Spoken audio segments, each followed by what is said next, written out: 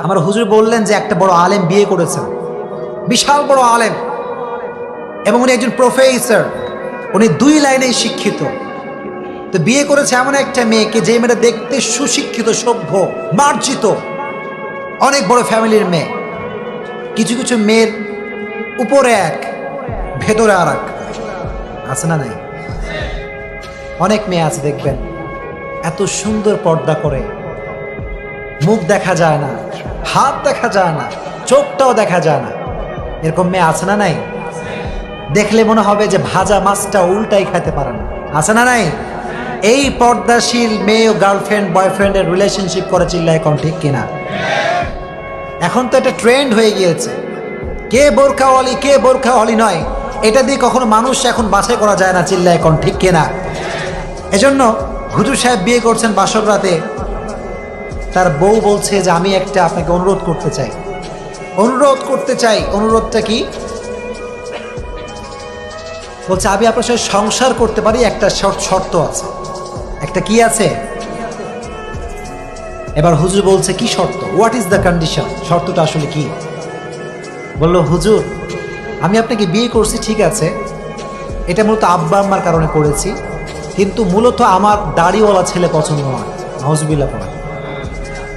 তা আমার যে সুন্দর চেহারা, এটা কি আপনার পছন্দ হয়? হুজুর বলল অবশ্যই, তুমি তো খুব সুন্দরী, অসাধারণ তুমি দেখতে, মেঘ কালো কেশ, কাজল কালো চুল, তাকালে প্রাণটা জুড়িয়ে যায়, হাসিতে যেন মুক্তা ঝরে, এত সুন্দরী তুমি, রূপবতী তুমি, তোমাকে তো আমার ভালো লাগে, এই জন্য বিয়ে করেছি।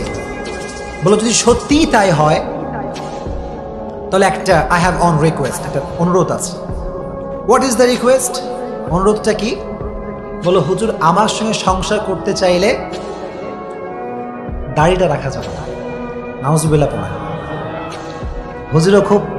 হুজুররা কি বোকানা চালাক? হুজুর দেখে বোকা মনে হয় নাকি আপনাদের? আমাদের নিয়ে অনেকে জ্বলনী আছে না নাই? আমাদেরকে নিয়ে সব জ্বলনী। আমার অনেকে কয় যে হুজুর বেশি স্টাইল করে, আছে না নাই? হুজুর সেই হবে সবচেয়ে বেশি স্মার্ট, চিল্লায় এখন ঠিক কিনা? আমার নবী কি খ্যাত ছিলেন? কথা করে খ্যাত ছিলেন নাকি আমার নবী? আমার নবী ছিলেন গোটা বিশ্বের সবচেয়ে স্মার্ট পুরুষ, চিল্লায় এখন ঠিক কিনা? হুজুর বললেন ওকে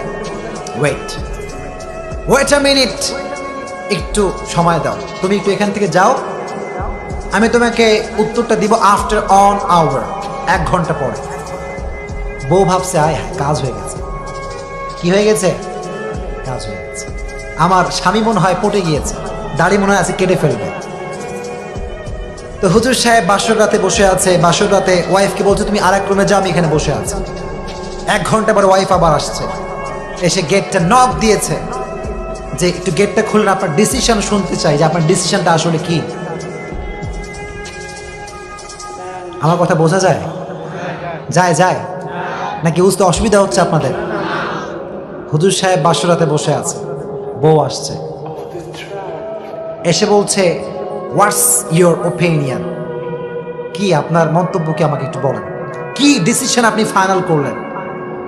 উনি বললেন যে বউ তুমি তো আমার বউ, তুমি আমার কি বউ, মানে তুমি আমার জান, চিল্লায় এখন ঠিক কিনা? কিন্তু আমি অনেক চিন্তা করে দেখলাম যে আসলে আব্বা আম্মার পরে তুমি আমার পৃথিবীর সবচেয়ে আপন, ঠিক কিনা? বউ তো মহাখুশি, তারা তো অবশ্যই ভাবসাব খুব ভালো, মনে হয় সব কিছু ঠিকঠাক থাকবে।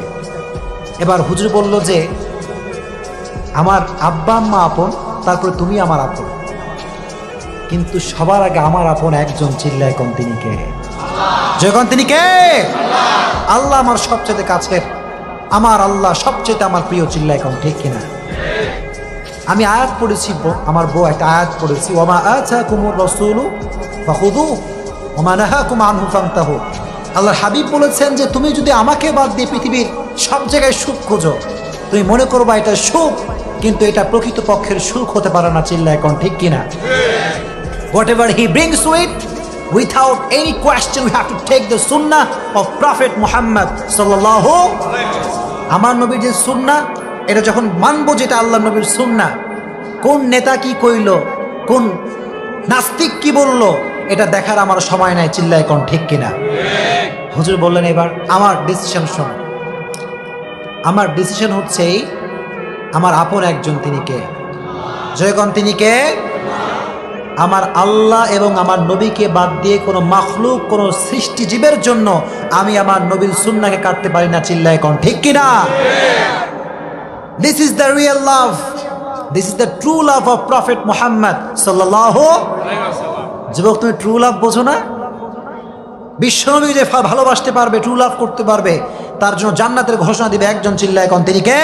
আল্লাহ। এজন্য যখন বলা হবে মান নাবিয়ুকা, তোমার নবীকে, সে বলবে নবীকে আমি চিনি না, কারণ নবীর সুন্নতে দাঁড়িয়ে আমার আছে, অনেকের নাই। এখানে আমি সবাইকে ভালোবাসি, আই লাভ ইউ অল, সবাইকে ভালোবাসি, I respect you, really I respect you, সবাইকে আমি সবার জায়গা থেকে সম্মান করি। আজ আমি এখানে মেহমান, সত্যি একটা ছোট্ট মেহমান আমি, আমার বয়স খুব কম, আমার সাথে বড় বড় আলেম এখানে কথা বলবেন। সো এখানে কথা বলার যোগ্যতা আসলে যে কোয়ালিফিকেশন দরকার, এটার একটা কোনো আমার ভিতরে নাই। আমি অনুরোধ করছি, আজকে অনুরোধ করছি, হাতে পায়ে ধরে, যাদের মুখে দাড়ি নাই তারা আমাদের ভালোবাসার মানুষ, ঠিক কি না? একটা কথা আল্লাহর হাবিব বলতেন, हमें गुनाह से नफरत है, गुनहगार से नफरत नहीं। भाई हम तो गुनाह से नफरत करते हैं, लेकिन जो गुनाह करते हैं उन्हें हम नफरत नहीं करते। আমরা গুনাহকে অপছন্দ করি, কিন্তু গুনাহগার বান্দাকে আমরা ভালোবাসি, চিল্লায় কোন ঠিক কিনা? আজ থেকে যারা এখানে এসেছেন, আজকে একটা নিয়ত করেন, জাস্ট একটা নিয়ত, যে হুজুর আজ থেকে, বলেন আজ থেকে, সবাই এখান থেকে, from beginning to the last, সবাই বলবেন আজ থেকে হুজুর আমি খাঁটি দিল থেকে, প্লিজ কথা বলেন, নিয়তটা করেন, তোমাকে নিয়তটা করেন, হুজুর খাঁটি দিল থেকে আজকে আমি নিয়ত করলাম, আজ থেকে আমি আমার নবীর সুন্নাহকে অনুসরণ করে আমি আমার নবীজির দাড়ি রাখবো। জোরে কোন ইনশাআল্লাহ? পারবেন ইনশাআল্লাহ? নাকি এটা একটা ফর্মালিটি হয়ে গেল, হুজুর কইছে না কইলে কি আর হয়? এরকম না, প্লিজ। যদি আপনি দাড়ি রাখতে পারেন কবরের ভেতরে, সেকেন্ড কোয়েশ্চেন তোমার নবীকে, এই উত্তরটা আপনার জন্য সহজ করে দিবে একজন, তিনি কে? তোমার রবকে, তোমার নবীকে, এটা প্রশ্ন করা হবে। যদি আপনি মুমিন হয়ে থাকেন, আপনার জন্য উত্তরটা সহজ করে দিবে একজন, তিনি কে? আল্লাহ। তাহলে একটা মেসেজ আমি প্রথমেই দিয়েছি, মরার আগে ভয় রাখতে হবে একজনের, তিনি কে? জয়গণ তিনি কে? আল্লাহর ভয় অর্জন করতে পারবেন তো ইনশাআল্লাহ? জোরে